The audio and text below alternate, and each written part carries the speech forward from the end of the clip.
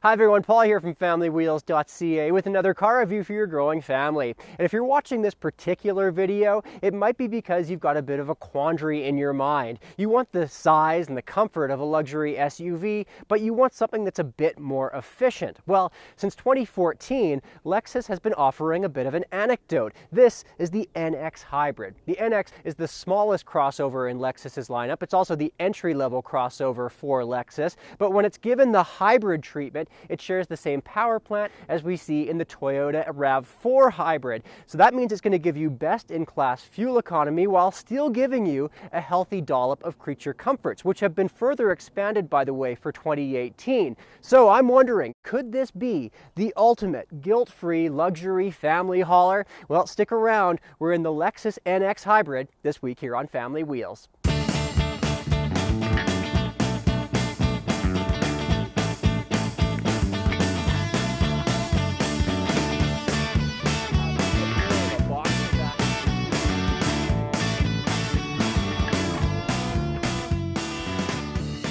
Well, at a base price of $55,300, the NX Hybrid has jumped up in price just a little bit for 2018. It's about $1,000 more expensive than it was in the 2017 model year, and it's also $11,000 more expensive than the starting price for its more traditional gasoline equivalent, the NX 300. It used to be called the NX 200T, and now it's been renamed the 300 for 2018. We reviewed that more traditional gasoline version of this car, by the way, last year on the channel, so you can check that out if you want to. But what makes this car so much more expensive, and is it worth the extra dough? Well, let's break things down here and see if it makes sense for you. New for 2018, we have a bit of a refreshed exterior look. The front end is even more sweeping, almost kind of Concorde-esque, I think, with its long, protruding nose. We have a new rear bumper, new rear tail lights, we have new wheels on board. It all gives this car some serious flair from the outside. And while I'd already commented on how much I like the handling and suspension feel in the 2017 model, it's been further refined for 2018 with new adaptive variable suspension, and I find that the NX strikes this incredible balance between cruising and cornering feel. And then if safety is top priority for you, all NXs now have the Lexus Safety Sense system as standard, with pre-collision braking, auto high beams, radar cruise control, and lane keep assist to help you with your peace of mind. And while the jump in price is significant for the 300H, you're also getting a lot more standard equipment in this car compared to its cheaper gasoline sibling. Larger 18-inch wheels, a heated steering wheel that's also power tilt and telescoping. We have ventilated front seats as standard, driver's seat memory, an integrated garage door opener, moonroof, roof rails for easily installing a ski box or a bike rack. You have a household style 120-volt plug-in point. This is all stuff you'd pay extra for in the regular NX.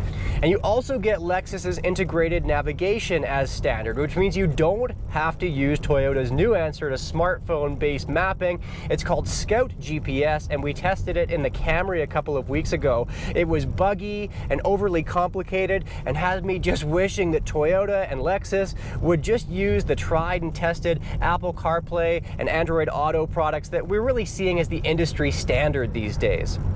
Anyway, you don't have to worry about that here in the 300H because the hybrid version of this car comes with this huge new 10.3-inch infotainment system as standard, and it also has the more old school traditional Lexus navigation on board, so bullet dodged. But one thing I'm not so crazy about, the NX is still using this rather unfortunate remote touch interface. It feels like really dated tech, and then once you do start scrolling through the infotainment system, it's overly complicated with menu after menu to wade through. Just an example here, one thing that hybrid owners seem to really enjoy geeking out on is their fuel economy, how well they can get their car to perform, or whether they're cruising off of gasoline power or electric power at any given moment. Well, to track down that info on the infotainment system, it takes multiple steps and far too much time with your eyes off the road.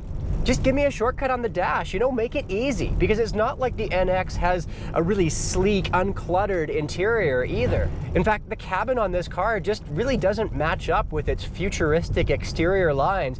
Instead, it's this odd, cluttered mix of trackpads and analog clocks and switchware that feels like it's been pulled out of an early 2000s era Camry. But that said, everything does feel solid and well built. No cheap plastics, no out-of-place rattles.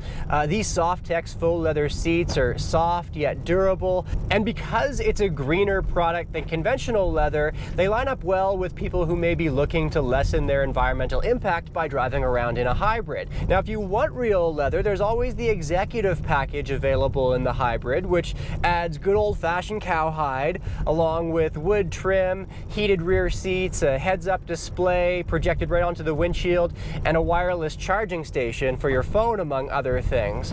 But at over $7,000 more expensive than the base price for what is an already well-equipped car here in the NX Hybrid, it's a bit of a tough sell for me.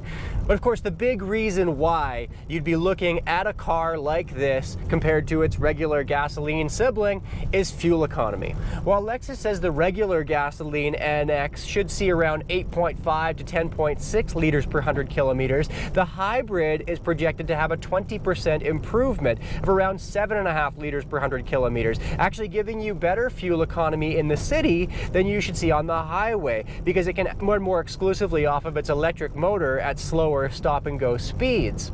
But you are going to get more power out of the more traditional NX, 41 more horses in fact. The hybrid's net horsepower between its 2.5-liter four-cylinder engine and its electric motor is a fairly meager 194, but while it's not going to win any drag races, it is a little bit more eager than I expected, and that's despite being a rather weighty car with all-wheel drive. A system, by the way, which has been keeping me well composed despite some very snowy and icy roads here in Calgary this week. But like the Camry hybrid that I was driving around last week with you on the channel, these snowy, colder temperatures mean that I'm not getting anywhere near the fuel economy that's projected. Our average this week has been 10 liters per 100 kilometers, which puts it just slightly ahead of its 2-liter engine sibling when we were testing it in equally cold and snowy conditions last year. Hybrids just don't do well in cold Canadian winters. Last week, after posting that hybrid Camry review, I heard from Dave in Montreal, who drives a RAV4 hybrid. Now that shares the same power plant as what we're driving around in here this week. And he says that he can get phenomenal fuel economy under ideal summer driving conditions, around 6 liters per 100 kilometers. But that absolutely tanks come wintertime. If it's below -8 degrees Celsius, that's about 18 Fahrenheit, by the way, he's getting about 10.6 liters per 100 kilometers. That's pretty dismal for a hybrid. But you know, between knobbier winter tires and more demands on the batteries, keeping the cabin warm, winter and hybrids don't play well together, and it can kind of negate the benefit of slapping down all that extra cash. Now, another beef for me is the continuously variable transmission in this car. The automatic that you find in the strictly gasoline NX was good when we tested it last year, but this CVT tends to roar and surge along a bit, even while at cruising speed at times, and that can make the cabin a fairly noisy place to be, well beyond the 65 decibels that we averaged at 100 kilometers an hour during our decibel reader test.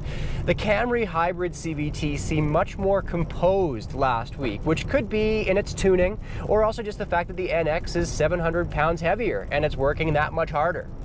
Now, speaking of that Camry hybrid, part of the redesign for 2018 in that vehicle was where the batteries for the hybrid system live. They used to be in the trunk, which gobbled up trunk capacity, and now they've been moved to under the second row seats, which means that you get far more trunk space. Meanwhile, here in the NX, its batteries are still stored in the trunk, which makes the NX's already tight cargo space even tighter.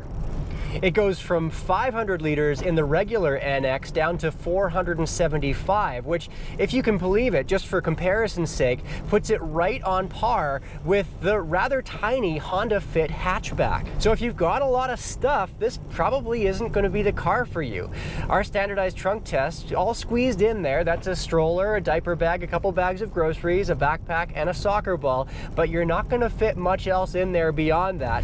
Now, you can flip the second row row seats down for extra cargo space, but the NX is so short that it could be hard to fit longer items like skis into this car. They kind of have to come up between the center armrest, at which point you're probably better off just getting a ski box and throwing it up on the roof and calling it a day.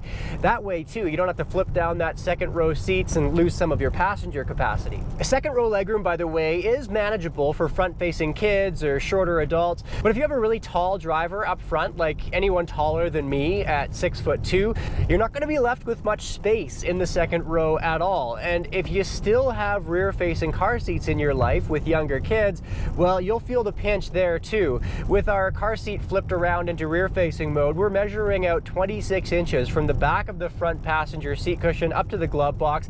That's tight. But this is a compact crossover after all, and honestly, I was expecting that second row to be tighter than it actually is. The good news here in the hybrid is that while you do lose some trunk capacity with that battery pack, second row dimensions aren't changed at all. Well, I gotta say, I'm grappling here a little bit this week with the fairly significant price jump for the NX hybrid. Yes, you're getting a lot more standard features, and under ideal driving conditions, you can possibly have a vehicle that's going to be far more efficient. But if you're looking for a crossover with all-wheel drive, chances are you do your share of cold winter driving, at which point the NX's hybrid fuel economy falls perilously close to its much cheaper gasoline equivalent. Perhaps that's why only 5% of all NXs sold in Canada this past year were hybrids. But it is the future. Toyota says that by around 2025, they want every vehicle in their Toyota and Lexus lineups to be offered with some form of electrified power plant. And the technology is quickly improving. But until then, for my life, I'd probably be opting for the more basic NX, just like 95% of Canadian buyers. But I'd like to know what your thoughts are now. Leave a comment below, subscribe while you're at it, and we'll see you next time right here on Family Wheels.